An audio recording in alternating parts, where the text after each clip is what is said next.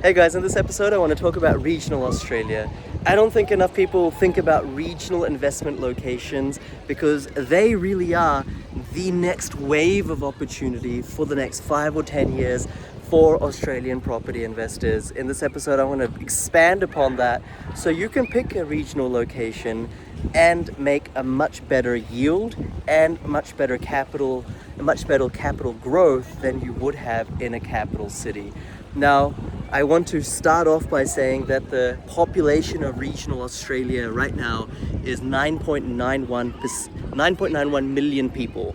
That's about 40% of Australia. So if you're only looking at capital cities, you're basically alienating yourself from 40% of the investment opportunity that exists right now. And in my humble perspective, it's the best investment opportunity out of anywhere.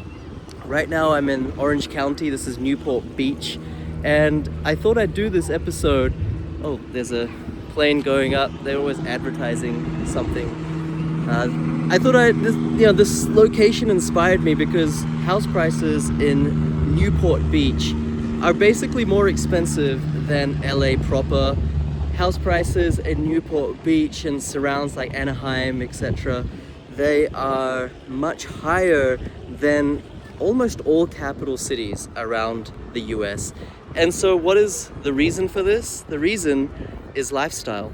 The reason is when inequality gets bigger and bigger, you start to find that people with wealth, they don't want to live in capital cities anymore. Of course, there's always that grandeur or prestige of living in the lower North Shore, Vaucluse, other places in Australia, in Sydney. But more and more so, they want peace and quiet. They want to be in areas where there are other people just like them, where when they go shopping, they don't have to mingle with the peasants. Not my words. This is the kind of general consensus. They want to be in an area that reflects their attitude to life. And if you look around here, I mean, there's not really celebrities or, like Hollywood people that live in Newport Beach. This is mostly self-made business people, people who have started their own firms, whether it's professional services or otherwise, and they've made it. Again, you see these houses right here, every one of them is like 10 million plus. And so in Australia, what we're finding is that locations like Newcastle, locations like Sunshine Coast, like the Gold Coast, Geelong, Fremantle, etc., I foresee in the next 10 to 15 years, these locations being where a lot of migration flocks to. Now I want to share a statistic by the Regional Association of Australia, Regional Association Institute, RAI. They've said that the number of people that want to migrate from capital cities to regional locations in the last 2 years has doubled.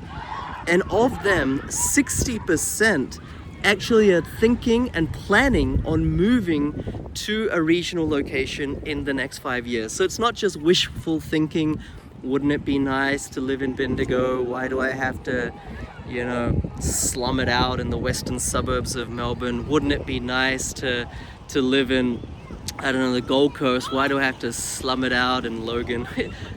These examples may or may not be true.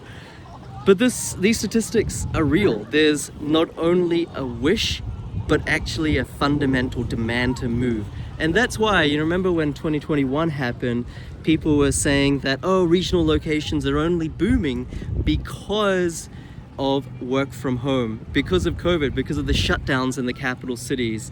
And they said, well, it's a terrible idea to invest in regional because come 2022, 2023, 2024, when companies change their work from home policies, all these regional locations will go bust and capital cities will once again dominate. We're not seeing that. Like constantly, we're seeing CoreLogic share statistics on how regional locations are going from strength to strength. Prices are increasing.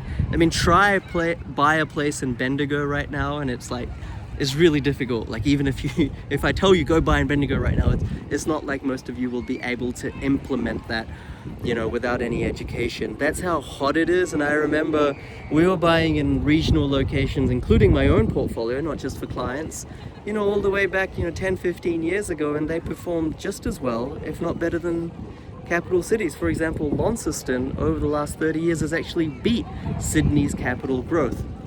Anyway, I just wanted to ferment some of my thoughts with those sort of statistics.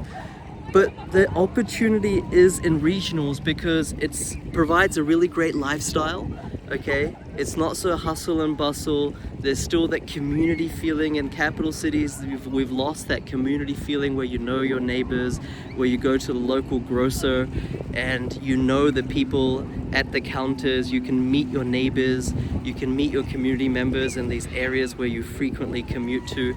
That sort of vibe is lost in capital cities, but that might be just very airy-fairy, you might say, right?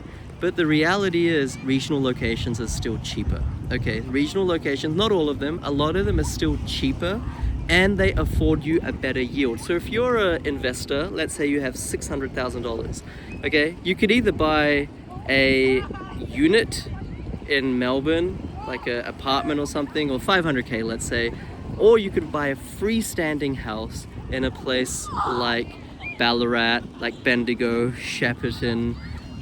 I'm not saying, by the way, that you should just go off and buy these. I'm just using some examples.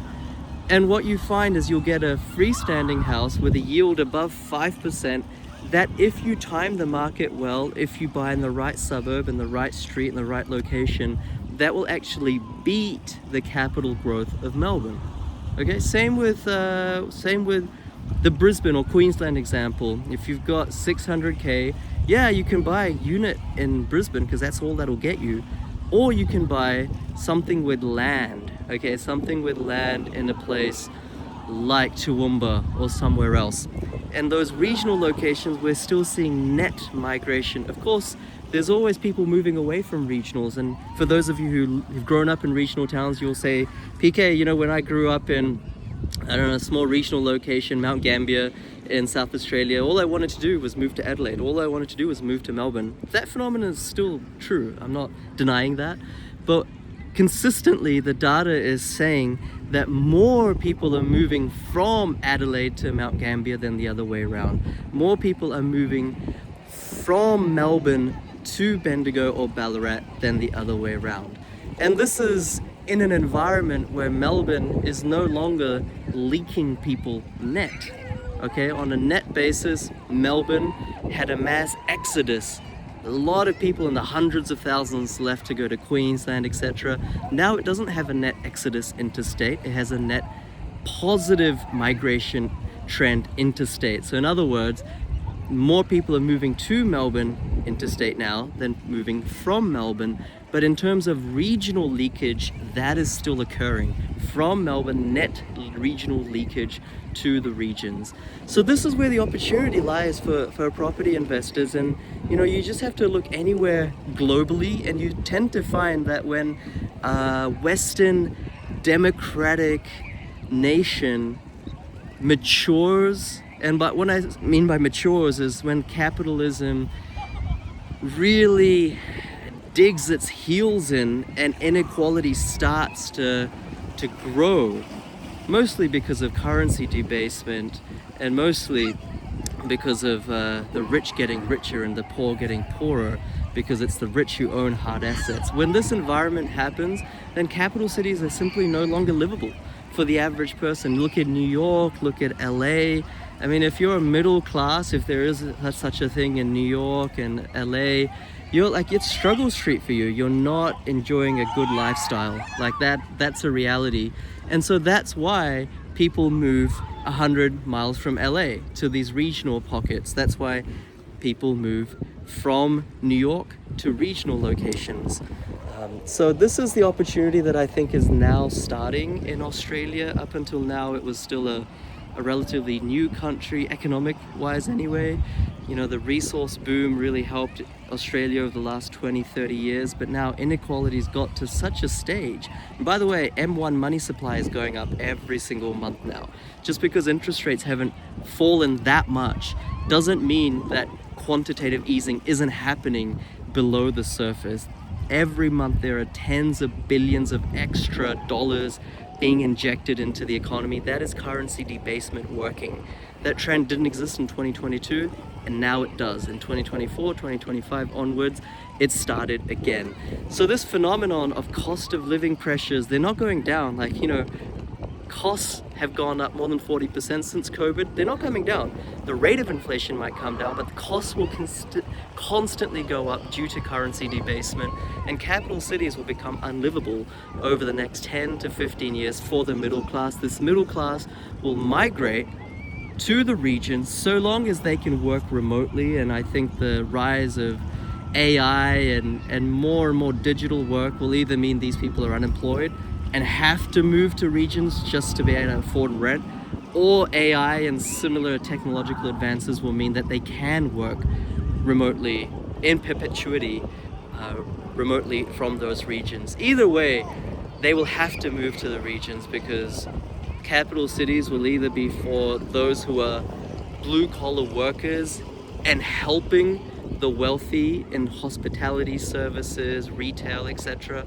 or it's the wealthy that will live there. We're not quite there yet, but in terms of a macro move, in terms of a macro trend, a macro foresight, I think over the next 10 to 15 years, it's secondary cities, these large reach. I'm not talking about mining towns. I'm not talking about towns that have like less than 20,000 people, speculative plays, although sometimes they work out.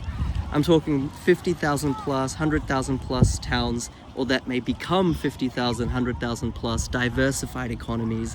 That's where the yields are the best. That's where the net population inflows will be the healthiest. That's where the capital growth will be the strongest. And that's where the average person will be able to build their property portfolio the easiest, in the most streamlined way, because of affordability, higher yields, therefore higher borrowing capacity, higher ability to buy multiple properties. For those of you who don't do this, the poor will get poorer, the rich will get richer. This is the reality of life. Don't hate the player, hate the game. I'm simply trying to educate you based on how I see the world, how it's worked for me. You need to understand the system to play the system, to get out of the system. Regional locations offer a fantastic opportunity, and in my humble estimation, the Gold Coast will be the flagship, will be the rising star, will be the best performing regional location out of all of them across Australia out to 2040 and 2045. And that is because it's anticipated to have the best population growth, relatively speaking, out of anywhere, and there's almost no more land that you can develop in and around the Gold Coast. But there are many others in all states and territories. Look regional. I'm not saying don't invest in capital cities.